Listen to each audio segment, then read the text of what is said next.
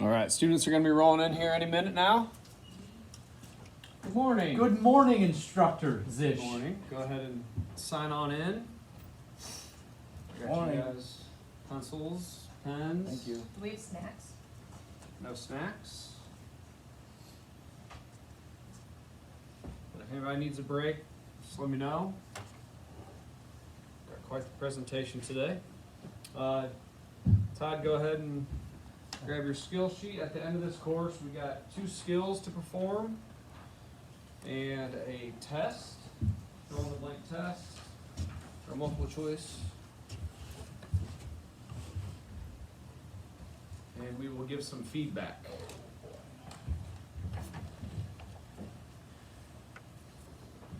Thank you, sir.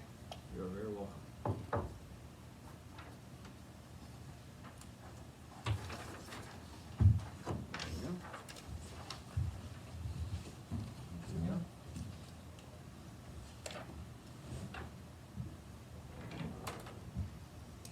All right. Everybody doing good today?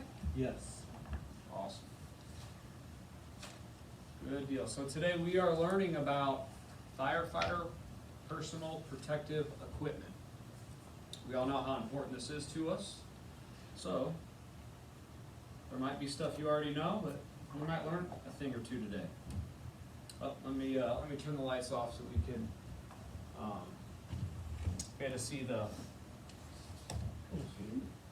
presentation a little better. All right, so our learning objective number 1 today is I'm going to describe the inspection, cleaning, and maintenance of our PPE. PPE can cause illness or injury if it's not properly maintained. So we need to make sure that it's properly cleaned and taken care of. Hydrocarbon contamination reduces fire resistance. Chemicals, oils, and petroleum products on the outer shell can ignite. Contaminants can reduce effectiveness and retroreflective trim. Hydrocarbons, body fluids, toxins that contaminate PPE can be inhaled, ingested, and absorbed. So, to that, we are responsible for inspection, cleaning, and the condition of our own PPE. So after every call, this is something that we need, every time that we put it on, every fire, any shooting, any type of bad call, we need to inspect our gear and make sure that it's properly being taken care of. So to fully inspect the PPE, it's important to, at the start of every single shift, make sure you look at it, make sure it's taken care of. After every use, look at it after every washing, repair, or decontamination. And we need to do this on a periodic basis. Conditions to look for during the routine inspection is soiling, contamination, missing or damaged hardware, and the closure system. Physical damage, rips, tears, fraying, hems, and the cuffs, damaged stitching, wear due to friction, thermal damage, charring, melting, discoloration, burn holes, shrinkage, damaged or missing retroreflective trim. And when any of this occurs, we either need, like the soiling, we need to make sure that we wash that off. The contamination, we need to wash it off. If there's rips, tears, just kind of depending, we'll need to make a report of it and get that to your supervisor or whatever the department requires you to do for it. Conditions to look for during the routine inspection. Loss of reflectivity of the shell on proximity equipment, cracks, melting, abrasions, or dents in the helmet shell, missing or damaged face shield or hardware, missing or damaged ear flaps, or neck shroud. Loss of watertight integrity in footwear, damage to our faulty installation of DRD, and the date of manufacture to determine the time in service. So for the routine cleaning, that's stuff that we got to take care of ourselves. Like I said, after every fire, after blood, vomit, anything like that. That's something that we gotta do immediately right after our call, to make sure that there's no other, contamination.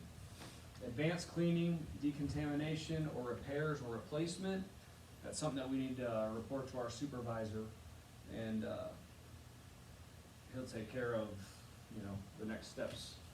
For the annual inspection, performed by the department from a member who is trained in advanced inspection. As we know, typically we'll get a form, and we'll mark what's wrong with the inspection, and you gotta sign it, and so does that member who is, trained in that advanced inspection. Only personnel trained or certified to repair PPE should be allowed to conduct these repairs. You are not to do it yourselves. The cleaning PPE, there's routine, advanced, specialized, and what's in our contracts. Do not wash the contaminated protective clothing and washing machines used for other garments or items such as your home washing machine or public laundry. This may expose you, your family, or other dangerous contaminants. So it's just very important that, we don't mix our fire gear with the stuff that we're bringing home. As you guys know, we don't wanna bring any of that nasty stuff home to our family. Do not take contaminated protective clothing into the living or sleeping quarters of the fire station or your residence. PPE should not be stored where it can come into contact with vehicle exhaust.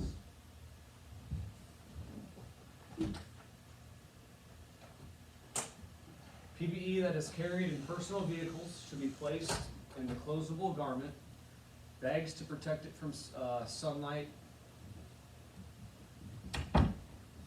the sunlight. So if you ever take anything out of the station, make sure that it's properly sealed. We don't want to get any of that nastiness anyway.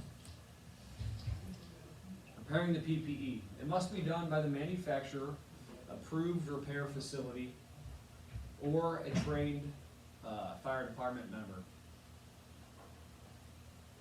Clothing damaged beyond repair must be removed from service and destroyed. Some damaged clothing may be used for trading that does not involve fire. So, question, what can occur if the PPE is not properly inspected, cleaned, and maintained? Anybody? You're at risk for harm. Yep, you're at risk of diseases, down the line, getting cancer, bringing stuff home to your family, bringing it into the fire station, multiple other things. So our second objective today is to describe the conditions that require the use of a respiratory protection equipment. Inhalation of smoke and products of combustion. This can cause short and long-term or fatal health hazards. So that's where the respiratory protection comes into play. The most effective way to protect health. The SCBA's use is required by NFPA 1001. It should be used in any IDLH environment and during overhaul.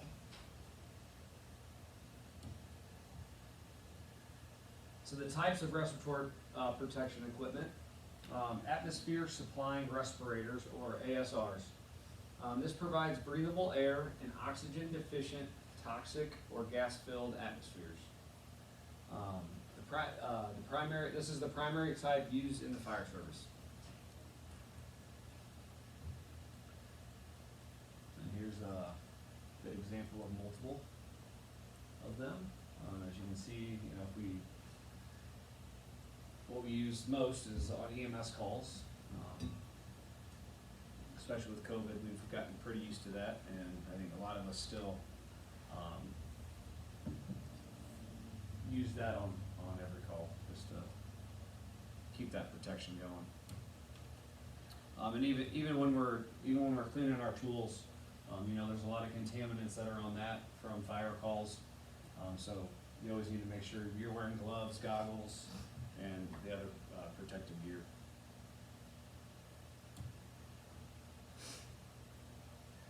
Respiratory hazards common in IDLH situations. You got the oxygen deficiency, elevated temperatures, particulate contaminants, gases and vapors, and airborne pathogens.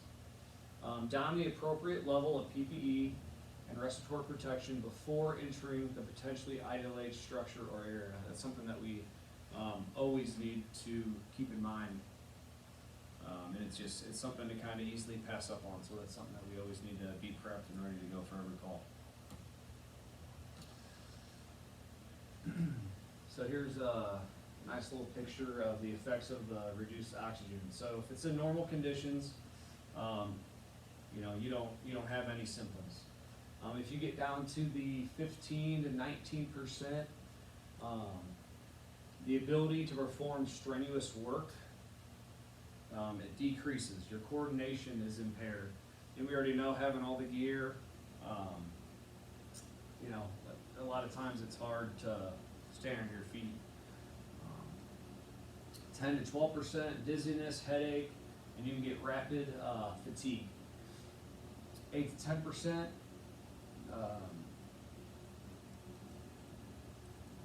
it can result in unconsciousness, blueness of the lips, nausea, and vomiting. 8%, exposure for 8 minutes results are fatal. Exposure for 4 to 5 minutes can be, it can be treated, but you'll have a good recovery.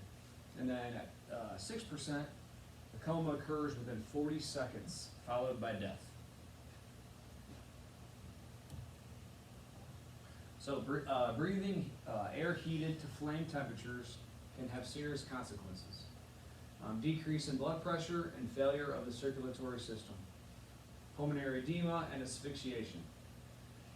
Introducing fresh, cool air will not immediately reverse tissue damage. Prompt medical treatment will be required. Something we need to pay attention to: inhaling air that has been heated to flame temperatures can cause serious injury or death. That's why we need to properly be masked up before we go into any IDLH condition. Particulate contaminants. This is harmful to the respiratory system. You can have long-term effects like asthma, lung cancer, cardiovascular disease, COPD, and premature death. All things that we do not want. That's why we have to have the protection from the contaminants using our APRs. Sources of particulates: chemical reactions, combustion, wildland fires, welding and metal cutting operations, operations of fire apparatus, like the exhaust. You don't ever want to, there's a lot of times we'll have calls where we're just kind of sitting around waiting on, you know, whoever to show up, and you don't want to just sit by the exhaust. Operations following explosion or building collapse, structural fires, especially during overhaul, and that's something a lot, you know, that we've learned is a lot of people like to take their masks off way too soon. In fires, I guarantee you I'm always the last one to have my mask off, and that's doesn't happen until I get out of the building. And if we ever get sent back in, I always make sure to put my mask back on, because there's studies proving that there's just as many or more contaminants and things that cause cancer during the overhaul that there is during the fire. And there's an example of the vehicle exhaust, and then heated metals. Something that you want to be mindful of when you're by. Gases and vapors. Gases exist at standard temperature and pressure. A good example of this is natural gas. Vapors are the result of temperature or pressure changes that affect a solid or liquid like steam. So inhalation of these, ingestion and absorption can cause cancer, thyroid damage, eye irritation, cardiovascular disease, and multiple respiratory problems as the asthma, COPD, etc. More fire gases and vapors. Here are carbon monoxide, hydrogen cyanide, hydrogen sulfide, phosgene, ammonia, carbon dioxide, hydrogen chloride, nitrous gases, sulfur dioxide, and formaldehyde. Those are all nastiness that you do not want to inhale. And to prevent you from being exposed, we must use SCBAs when operating in or near toxic atmospheres. Respiratory hazard remains during overhaul. Like I said, make sure you keep your mask on. Hazards from smoke increase as size of particulates decrease. Hazardous concentrations may be present outside of the structure. So even when you're outside, doesn't mean you're always safe. If you're not wearing your mask, just make sure that you are far enough away from the smoke or whatever contaminants can reach you. Hazmat incidents can produce potentially hazardous gases and vapors. Always remain at a safe distance uphill, upwind, and upstream until completion of risk analysis. Always consider atmospheric hazmat incidents to be dangerous. Always wear SCBA until air monitoring demonstrates that it is safe. Hazardous non-fire gases and vapors are always a possibility at transportation incidents and in storage and manufacturing facilities. Common types and their locations. Carbon dioxide are common in fire suppression systems. Ammonia, air conditioning, cooling, and chilling systems and agricultural applications. Sulfur dioxide, air conditioning and cooling systems. Chlorine, water treatment facilities, water parks, swimming pools. Pesticides, commercial outlets, farms, nurseries, and residences.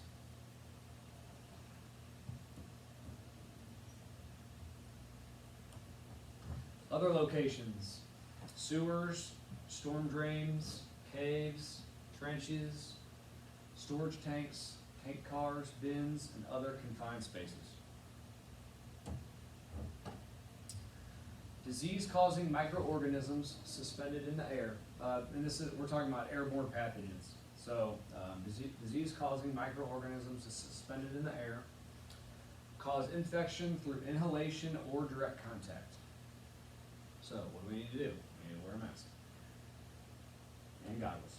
Encountered during medical response, vehicle extrication, rescue and recovery, and terrorist attacks.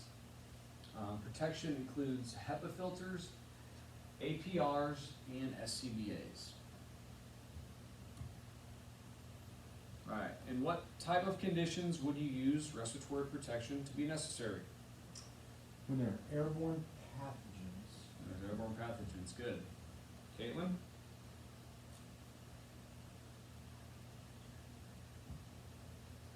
Bad atmospheres. And bad atmospheres, good. Alright. And a discussion question here. Why must firefighters always wear respiratory protection that is appropriate to the situation at hand? To protect ourselves. Yes, because we are put in environments that have a lot of risk. So whether it's a fire, whether it's any other type of hazmat scene, that's just something that we're going to be exposed to multiple different things that most people are not. All right, does anybody need a break? Yes. Yes, please. Need a break? That Okay. would be great. All right, let's take a 5 to 10 minute break. It is 11:03.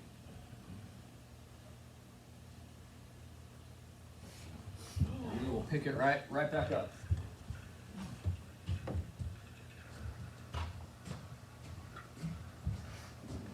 Who is it from? This is more usual. I think you were back, but I don't think you were there that day.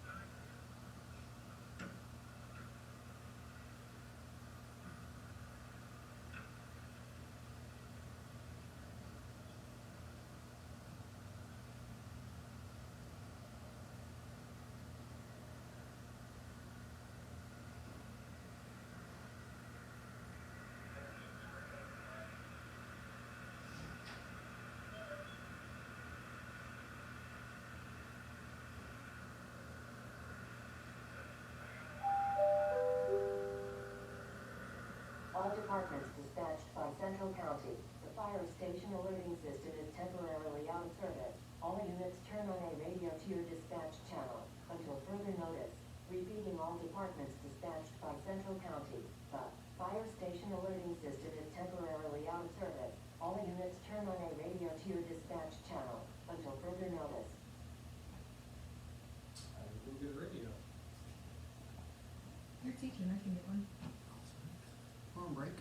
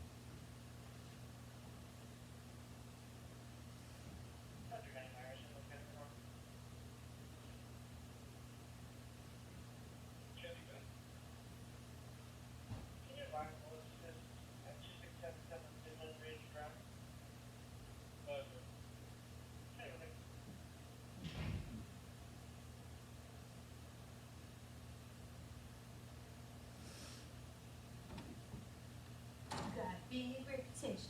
Big reputation. Ooh, you and me, we got a big reputation. Uh-huh.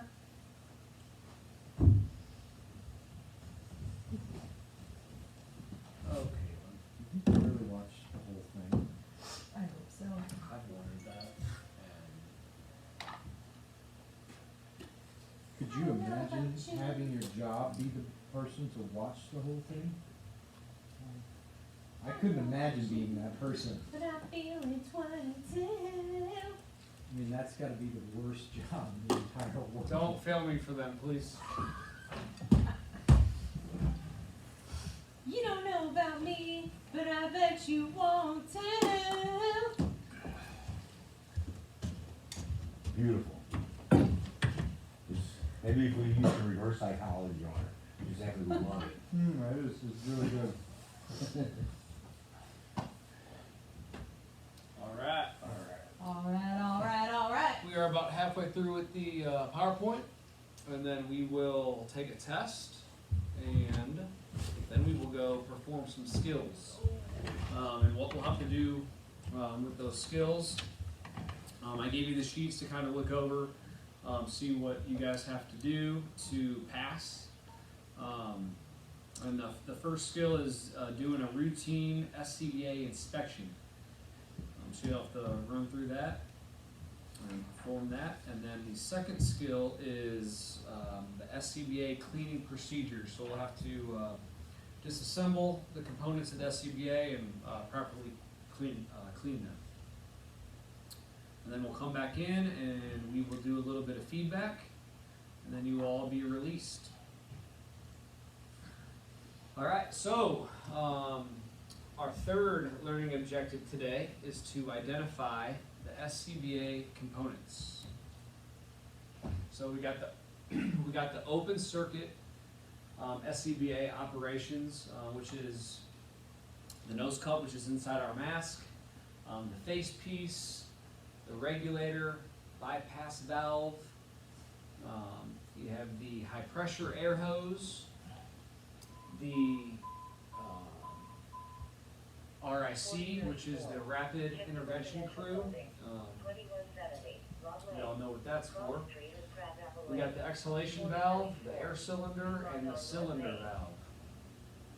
And that's mainly all stuff that we can get our hands on, all stuff that we have to look at and make sure that it runs properly, and keep it clean, make sure it doesn't get all gunked up. Then there's the closed circuit SCBA operation. And that also starts with the face piece. And then you got the inhalation hose, the exhalation hose. There's the breathing chamber, the diaphragm, the carbon dioxide filtration canister, the injection line, the O2 cylinder, and the backpack assembly. And here's a picture. These are Scott's. Obviously, this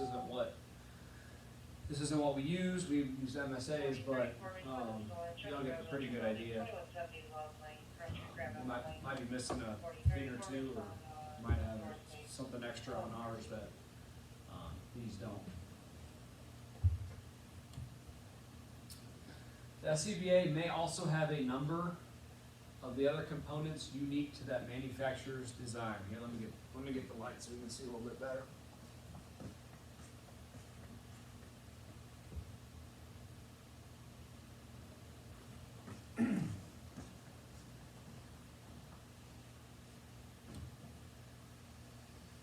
And there's multiple size cylinders. They have different capacities. You got the 30-minute cylinders, 45 and 60-minute.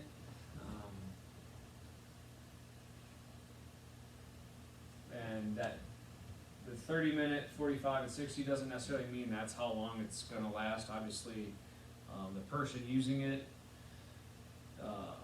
depending on how fast they're breathing, how hard they're working, the quicker they'll go through a bottle.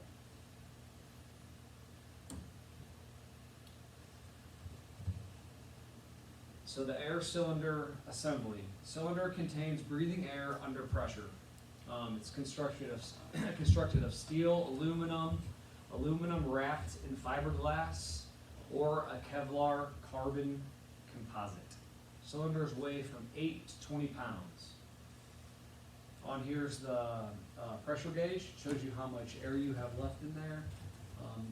The threaded stem, obviously that's where we can refill our tanks. And then there's the control valve and handle, and that's how you open it up and close it. The regulator assembly. Depending on the SCBA model, the regulator will have valves for normal and emergency operations.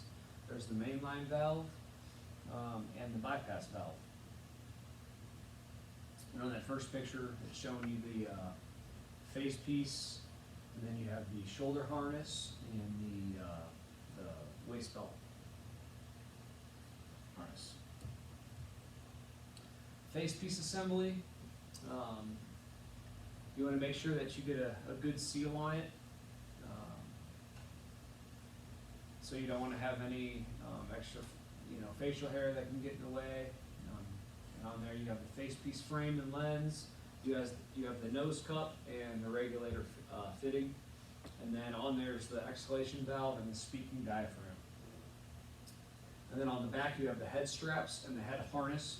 And you want to make sure that you tighten those down, make sure you get a good proper seal, and so it's comfortable on your head. And then the face piece fit. There's a qualitative and quantitative fit test that's required.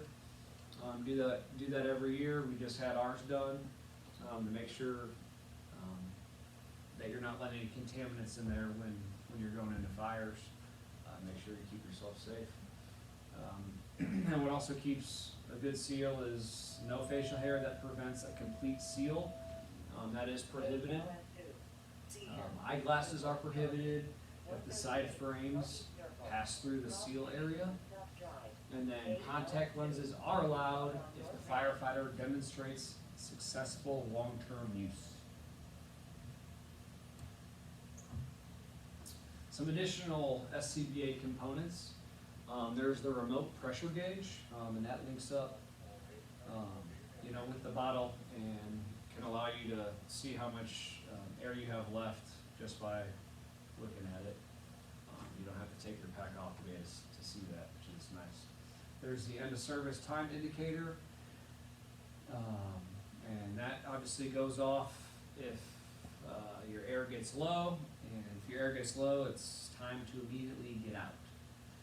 And then you have the rapid intervention crew universal air coupling. That allows you to buddy breathe and share with somebody if they're low. Low pressure readings may not match the regulator gauge, so always assume that the lower number of the two is correct. That way you're just playing it safe to allow yourself enough time to be able to get out of the building. Then we also have the emergency escape breathing support system. And like I said, if somebody's down, firefighter comes up, he can easily just connect to that and get you the air that person needs. And you got the heads-up display. It's typically color coordinated. Green says that you have a good amount of air left, which I believe is, I can't remember the exact percentages. Then obviously once it gets to the yellow, it's saying, hey, you're still good, but you are starting to hit about the midway point, and then once it turns red, it's time to get out. Then you also have the integrated pass control module, the alert lighting systems, which I just explained, and then voice communications systems.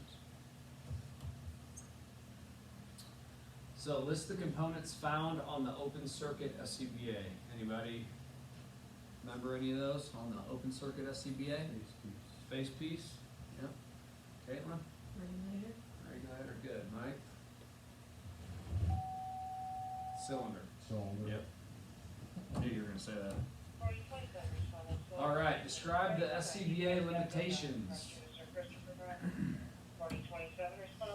So there's wearer limitations, and some of this would be the lack of physical condition,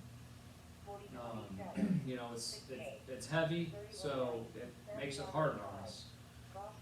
So if, you know, we're not physically fit, it definitely can limit what we do. Lack of agility, how much it weighs, you know, if you're moving left to right, up or down, it's gonna limit how we typically can move our body, which also can impair our balance, can throw us off. In a lot of fire conditions, you know, we have stuff on the ground. If you trip, you stumble, and then that pack also throws you off. It's easy to hit the floor.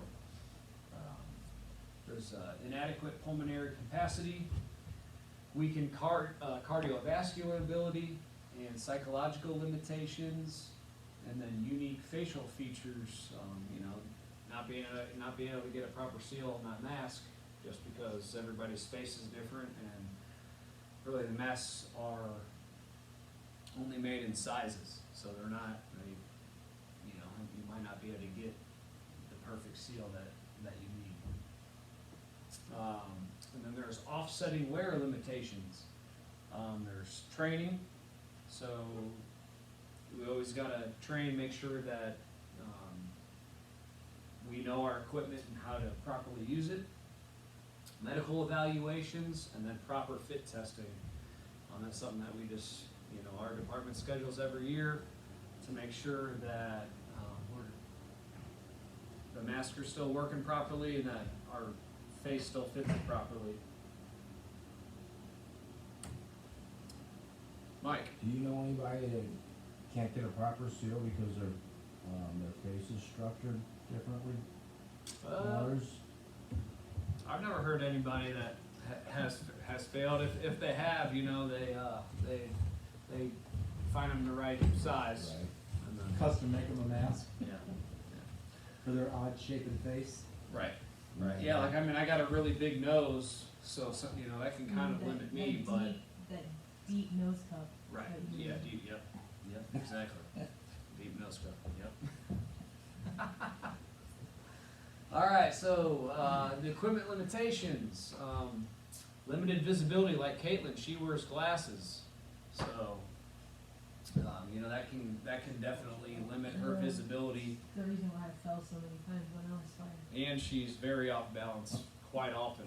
So I didn't really mention that before, but you know, she has a lot of limitations that If only there was an instructor here to train you.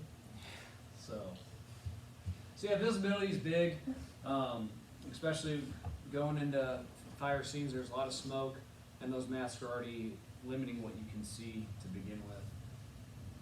There's decreased ability to communicate. Now the equipment we have, it definitely makes it easier to be able to hear each other in fire since we got those speakers on our MSAs, which actually works really well. But it can be loud, so it's still can be pretty hard to hear somebody that's in front of you or their speaker's not facing you. Decreased endurance. Like I said before, our endurance is going to be altered because of how much weight that we carry with all our gear. So that's something that you know, it's always good to stay in shape and, you know, practice with the equipment. Decreased mobility, poor condition of the apparatus, and then low cylinder air pressure. The air that's in the tank obviously doesn't last forever, so you got to use it conservatively. Overcoming equipment limitations is frequent and proper inspections, care of the equipment, and the maintenance, and then obviously training. That way we are familiar with what we're using, and it'll allow you to overcome all those limitations like the endurance and the mobility and the vision. What are some ways to overcome SCBA limitations? Work out. Work out, good. That would help us overcome the endurance. Any others we can remember? Wear glasses. What's that? Wear glasses. Wear glasses? Wear Well, no glasses. some people can't wear glasses. Do you wear glasses in yours? No, but we could buy ones that go in the SCBA mask. Okay. So that's something that we could take to our supervisors and see if that's a possibility. We've had them before. Mm-hmm. Pretty good. Yeah, I just don't know if I can wear And then one more. Anybody? We have them this year, training. Training. proper maintenance. Proper maintenance. Very good. Yeah. All right. What steps can you take to decrease SCBA wear limitations and to increase your proficiency while wearing SCBA? I think we kind of just listed those, so we can go ahead and just keep moving on. Another objective that we have to learn about is I'm going to explain the process of inspecting and cleaning SCBAs, and this is going to be one of our skills. So I recommend paying attention. Yes, sir. Okay, the department's schedule determines frequency of inspection. Inspections typically performed daily, weekly, or whenever firefighters report for duty. Period between inspections must not exceed 1 week, and they must be inspected by an SCBA repair technician annually and after any repairs. So, to clean and inspect SCBA, we want to do it after every use, at the start of every duty shift, and every week. The repairs are going to need to be, for the repairs, you need to report them immediately. And for extensive repairs and cleaning, it may require the unit to be taken out of service and replaced.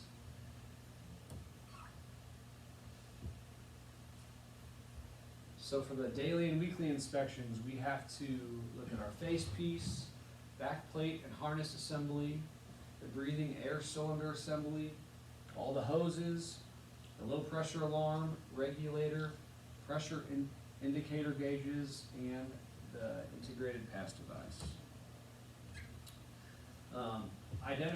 Identify the wear and tear, damage, and potential problems before they result in failure during emergency. That's why we have to continuously inspect our gear, make sure that's working appropriately, because that's what we do. We go into emergencies, and all our stuff's got to work.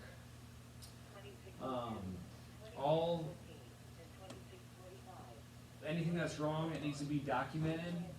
All the findings need to be documented, and report the problems and show the trends. During the inspection, the inspector should check the hydrostatic test, hydrostatic test date label on the air cylinder to see if the cylinder is due for a hydrostatic test. To check for flaws and leaks. Clean and sanitize the face piece and seal after every use. So every time that you go and clean it, make sure you hook it back up, make sure it's running properly, seal it to your face, make sure you got that proper seal. Ensure proper operation of the exhalation valve, and dry the face piece with lint-free cloth or let it air dry. Do not submerge the regulators or low pressure hose in water. Anti-fogging chemicals can be applied. Clean face pieces after every use, even if they are not shared. And then store the face piece in a case, bag, or coat pocket with straps fully extended. For the annual SCBA inspection and maintenance, it must be performed by specially trained factory qualified technicians according to the manufacturer's recommendations. If you have any questions, you always just want to go back to the manufacturer's recommendations. And then that can also go to fire department personnel and certified maintenance contractors. All right, when should SCBA inspections take place? Beginning of every shift. Beginning of every shift. Very good. When you use it. And after every use.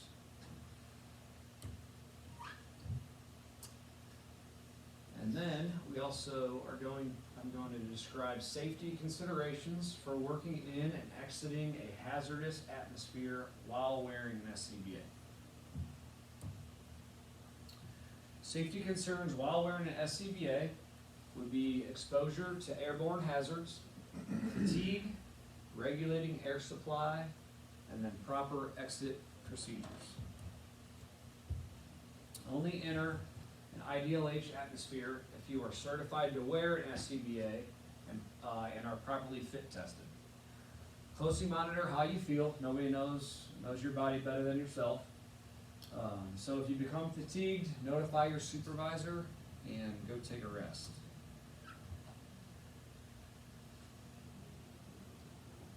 More SCBA safety precautions.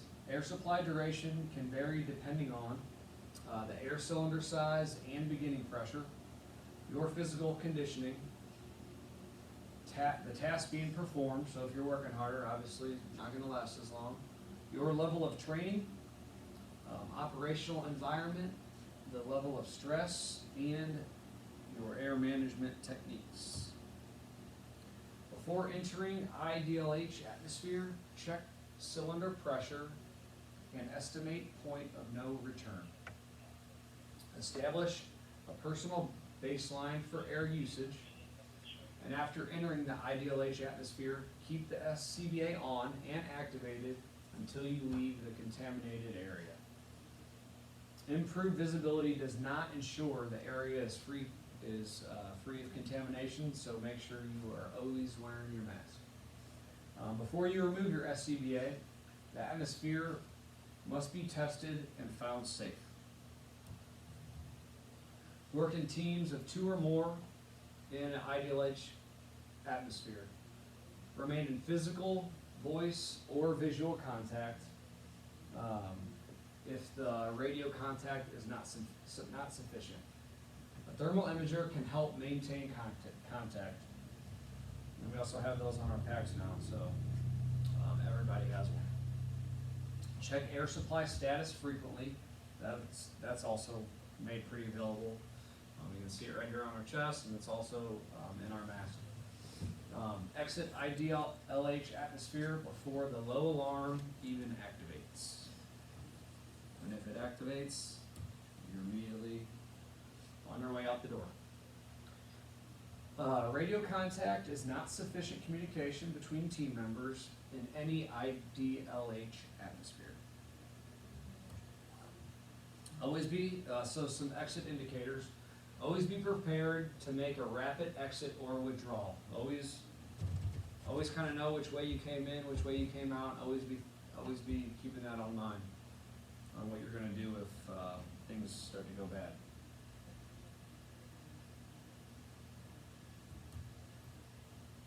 Okay, non-emergency exit indicators would be a situation that is stabilized, a change in operational strategy, necessary to replace an air cylinder, the IC orders non-emergency withdrawal, and when the assignment is complete. Some emergency exit indicators would be an SCBA failure, activation of the SCBA low pressure air alarm, withdrawal orders issued by the IC or the safety officer, changes in environmental conditions, changes in oxygen level, and indication of new hazards. The IC is responsible for constant monitoring. When potential hazards is revealed, the IC issues orders to change required respiratory protection or complete withdrawal. Bless you. Thank you. Oxygen deficiency. Report symptoms and evacuate the area immediately. Some symptoms would be lightheadedness, disorientation, loss of coordination, increased breathing rates, and rapid fatigue. And then for non-emergency exit techniques, you have the buddy system. Always be with somebody. control your breathing, and always make sure you know your egress path.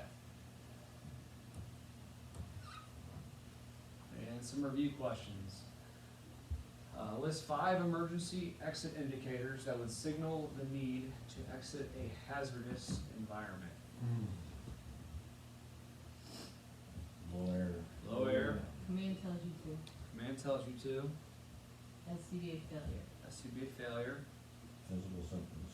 physical symptoms, That's right. house spot, very good, man. Got some good students in here today. 18. The 18. What are 3 non-emergency exit techniques that firefighters should know and practice? Buddy system. Buddy system, Means of egress. means of egress, Knowing what it is. and knowing where the door is, and control your breathing. All right, you are performing, this is a discussion question.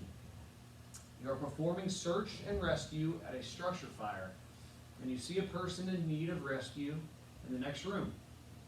The IC calls for emergency evacuation before you can reach them. What should you do? Continue on with the rest. Get them out. Continue on with the rescue. Get them out. Caitlin, do you agree with that? Yes. Okay. Get them as fast as you can and get out. Are there any questions about this content? No, sir. No. Everything looks good? Okay. All right, so now I have a test for everybody. I'm gonna go ahead and give you about 10 minutes to complete. And then, after that, we're just gonna read over the skills that are gonna need to be completed, and then we'll head on out. And we will do our skills.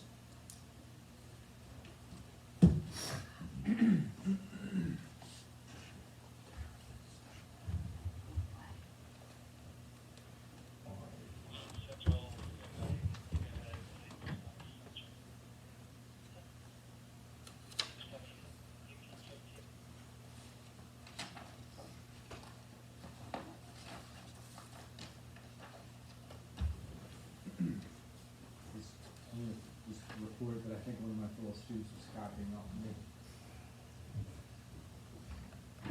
Here you go, sir. I'm gonna have all students spread out a little bit more. Is there anything else I can help you with, sir?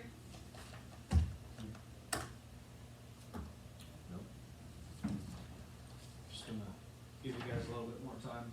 And just check over your answer, make sure you put your name on the page. Yes.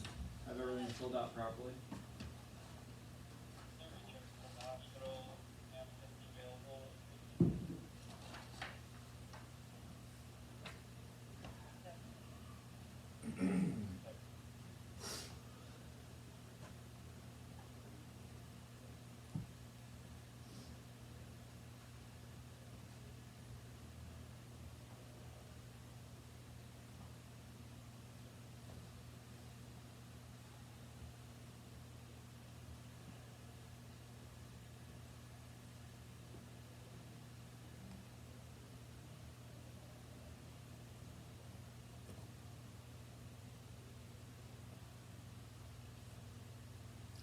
No.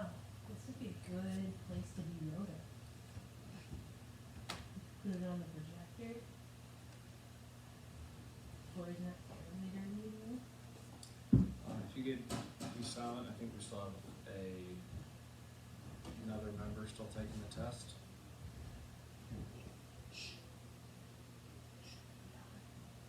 Is everybody done? I believe so. Yeah. Mike, you done? Yes, sir. Okay. Let's go ahead and, we gotta grade these, Okay. so go ahead and just pass. We'll have somebody, I guess you guys can grade your own. I think we're trustworthy. And we will, let me find, Yeah, that would cut through something.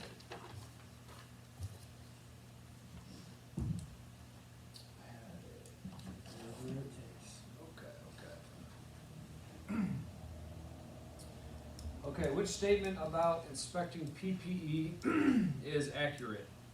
PPE must be inspected at the start of every shift and after every use. A, PPE must be inspected at the start of every shift and every use. Number 2, what should you do if you determine that your PPE requires advanced repairs? B. B, report the needed repairs to your supervisor. 3, what is an effective way to protect yourself from the health hazards caused by inhaling smoke and other products of combustion? Wear respiratory protection, C. C, wear respiratory protection. 4, SCBA can help protect from blank, which can be caused by inhaling heated gas. B, asphyxiation. B, asphyxiation. Good. Airborne pathogens may cause illness through inhalation or D. Direct contact. D, direct contact. 6, which SCBA component includes a control valve and a high pressure hose attached to one end? That is D, air cylinder. 7, which SCBA component allows the air cylinder to be transfilled from another cylinder in the event of an emergency? D, Rick Crew. D, Rick Crew. Which SCBA equipment limitation would most directly impact a firefighter's ability to navigate on scene? A. Limited visibility. A, limited visibility. 9, daily or weekly inspection of SCBA should include C. C, a check of the regulator and face piece. Last question, number 10. Which situation would be classified as an emergency exit indicator that would signal the need to leave the hazardous or contaminated environment immediately? A, A, SCBA failure. Very good. I will take those. If you could go ahead and mark how many you got wrong. Okay, perfect. Perfect.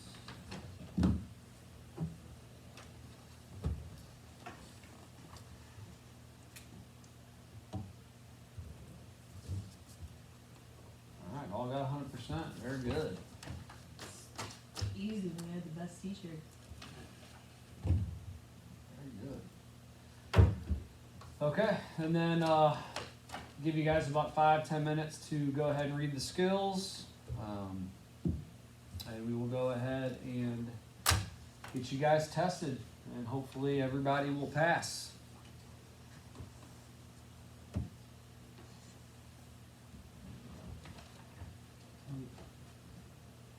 pause the video. We pause the video. Yeah, I'm gonna pause it. Yeah. So you wanna do that? Yeah, you guys need to. If we need to eat. Absolutely.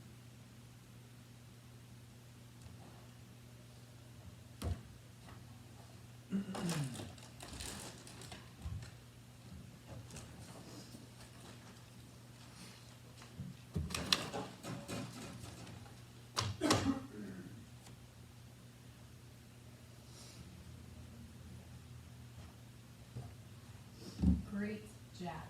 Thank you. Hope everybody learned something today.